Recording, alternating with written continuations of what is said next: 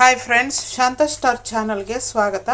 ಇವತ್ತು ನೋಡಿ ಬಟಾಣಿ ಮತ್ತು ಹುರುಳಿ ಕಾಳು ಮೊಳಕೆ ಕಟ್ಟಿರೋದು ಕಾಳು ಮತ್ತು ಅದರ ಜೊತೆಗೆ ಸೀಮೆ ಬದನೆಕಾಯಿ, 2 ಆಲೂಗಡ್ಡೆ, 2 ಬದನೆಕಾಯಿ ಇಷ್ಟನ್ನು ನಾವು ಹಾಕಿ ಸಾಂಬಾರು ಮಾಡೋದು ಹೇಗೆ ಅಂತ ನೋಡೋಣ ಬನ್ನಿ. ಮೊದಲು ನಾವು ಈರುಳ್ಳಿನ ಈ ರೀತಿ ಸುಟ್ಕೋಬೇಕಾಗುತ್ತೆ. ಸ್ಟವಲ್ಲಿ ಅಷ್ಟು ಮಾತ್ರ ಸುಟ್ಕೊಂಡ್ರೆ ಸಾಕು. ಇಷ್ಟು ಮಾತ್ರ ಸುಟ್ಕೊಂಡ್ರೆ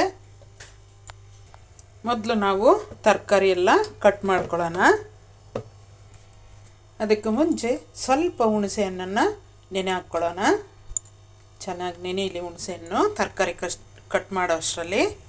ನೋಡಿ, ಸೀಮೆ ಬದನೆಕಾಯಿ ಈ ರೀತಿ ಕಟ್ ಮಾಡ್ಕೊಂಡಿದ್ದೀನಿ. ಬದನೆಕಾಯಿ ಈ ರೀತಿ ಉದ್ದುದ್ದಕ್ಕೆ ಕಟ್ ಮಾಡ್ಕೊಂಡಿದ್ದೀನಿ.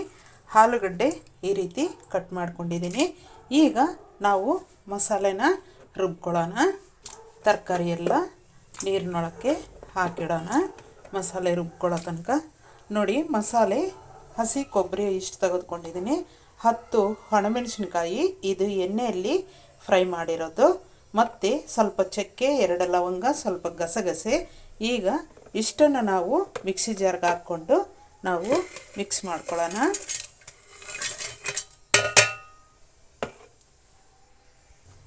ಮಿಕ್ಸ್ ಮಾಡಿಕೊಂಡಂತಹ ಇಂಗ್ರೀಡಿಯೆಂಟ್ಸ್ ಜೊತೆಗೆ ನೋಡಿ, 1 ಬೆಳ್ಳುಳ್ಳಿ ಬಿಡಿಸಿಟ್ಕೊಂಡಿರೋದು, ಸ್ವಲ್ಪ ಅರಿಶಿನ ಪುಡಿ ಚಿಕ್ಕ ಸ್ಪೂನಲ್ಲಿ 1/4 ಸ್ಪೂನಷ್ಟು, ಮತ್ತು 3.5 ಸ್ಪೂನಷ್ಟು ಧನಿಯಾ ಪುಡಿ ಅಂದರೆ ಮಿಕ್ಸ್ ಮಸಾಲೆ ಪುಡಿ.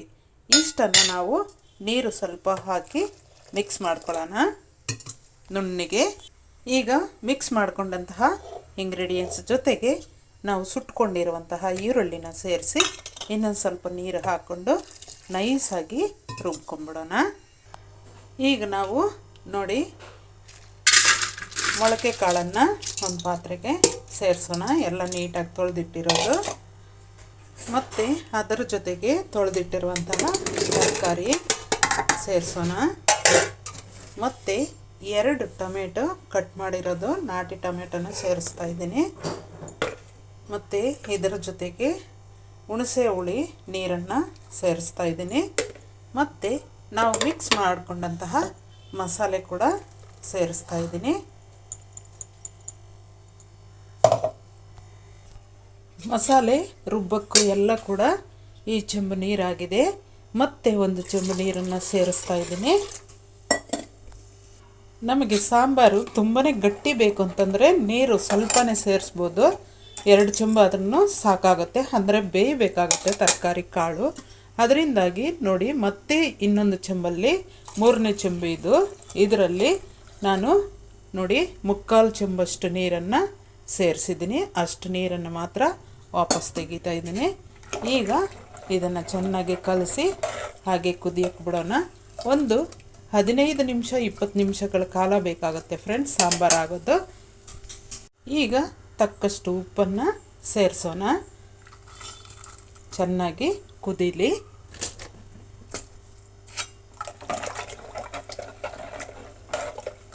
ಚೆನ್ನಾಗಿ ಬೇಯಬೇಕಾಗತ್ತೆ.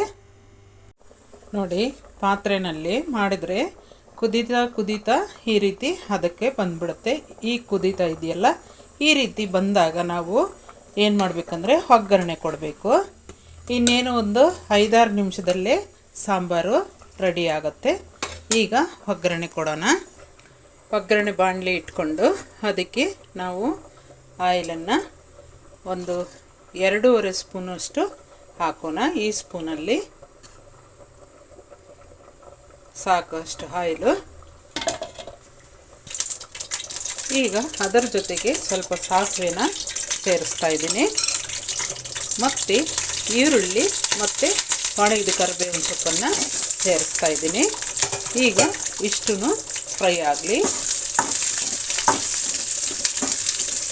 ಚೆನ್ನಾಗಿ ಫ್ರೈ ಆಗಬೇಕು ಈರುಳ್ಳಿ.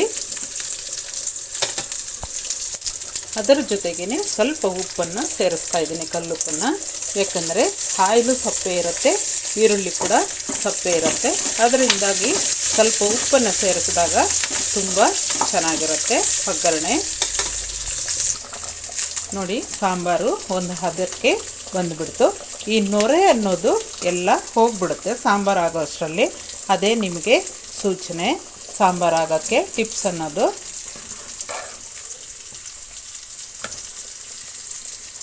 ತರಕಾರಿ ಕಾಳಿನ ಜೊತೆ ತುಂಬ ಚೆನ್ನಾಗಿರುತ್ತೆ. ನೀವು ಮೊಳಕೆ ಕಾಳನ್ನು ಸಾಂಬಾರು ಮಾಡಿದಾಗ ಪ್ಲೀಸ್ ನಮ್ಮ ಚಾನಲನ್ನು ಯಾರು ಹೊಸದಾಗಿ ನೋಡ್ತಾ ಇದ್ದೀರೋ ಅವರು ಸಬ್ಸ್ಕ್ರೈಬ್ ಮಾಡ್ಕೊಳ್ದೇ ಇರೋ ಸಬ್ಸ್ಕ್ರೈಬ್ ಮಾಡ್ಕೊಳ್ಳಿ, ಶೇರ್ ಮಾಡಿ, ಕಮೆಂಟ್ ಮಾಡಿ, ಲೈಕ್ ಮಾಡಿ ಫ್ರೆಂಡ್ಸ್. ತುಂಬಾ ಟೇಸ್ಟಾಗಿರುವಂತಹ ಸಾಂಬಾರು, ಮೊಳಕೆ ಕಾಳು ಸಾಂಬಾರು ಇದು. ಅಂದರೆ ಬೆರಿಕೆ ಕಾಳು ಇದೆ, ತರಕಾರಿನೂ ಇದೆ, ತುಂಬಾ ಟೇಸ್ಟಾಗಿರುತ್ತೆ. ಒಗ್ಗರಣೆಗೆ 1 ಈರುಳ್ಳಿ ಹಾಕಿ ತುಂಬಾ ಟೇಸ್ಟಾಗಿರುತ್ತೆ ಒಗ್ಗರಣೆ ಕೂಡ ಸಾಂಬಾರಿಗೆ.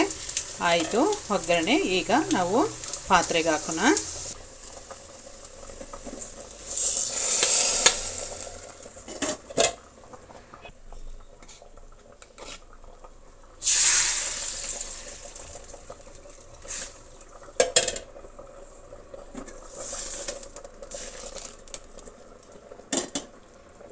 ಈಗ ಒಂದು 5 ನಿಮಿಷ ನಾವು ಪ್ಲೇಟನ್ನು ಮುಚ್ಚೋಣ. ಅದರ ಘಮ ಎಲ್ಲ ಒಗ್ಗರಣೆ ಘಮ ಸಾಂಬಾರಿಗೆ ಸೇರಲಿ.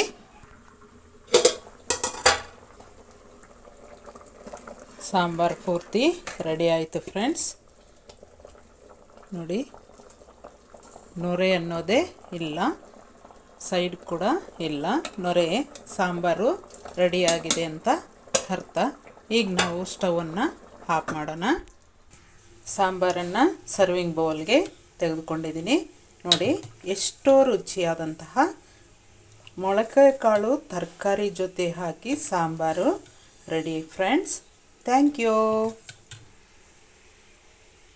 ಈ ಸಾಂಬಾರನ್ನು ನೀವು ಚಪಾತಿ ಜೊತೆ ತಿನ್ಬೋದು, ರೊಟ್ಟಿ ಜೊತೆ ತಿನ್ಬೋದು, ಪರೋಟ ಜೊತೆ ತಿನ್ಬೋದು, ಪೂರಿ ಜೊತೆ ತಿನ್ಬೋದು, ಮುದ್ದೆಗೂ ಆಗುತ್ತೆ, ರೈಸ್ಗೂ ಕೂಡ ತುಂಬಾ ಚೆನ್ನಾಗಿರುತ್ತೆ. ಎಲ್ಲದಕ್ಕೂ ತುಂಬಾ ಟೇಸ್ಟ್ ಆದಂತಹ ಸಾಂಬಾರು ಫ್ರೆಂಡ್ಸ್ ಈ ಸಾಂಬಾರು ತರಕಾರಿ ಜೊತೆ.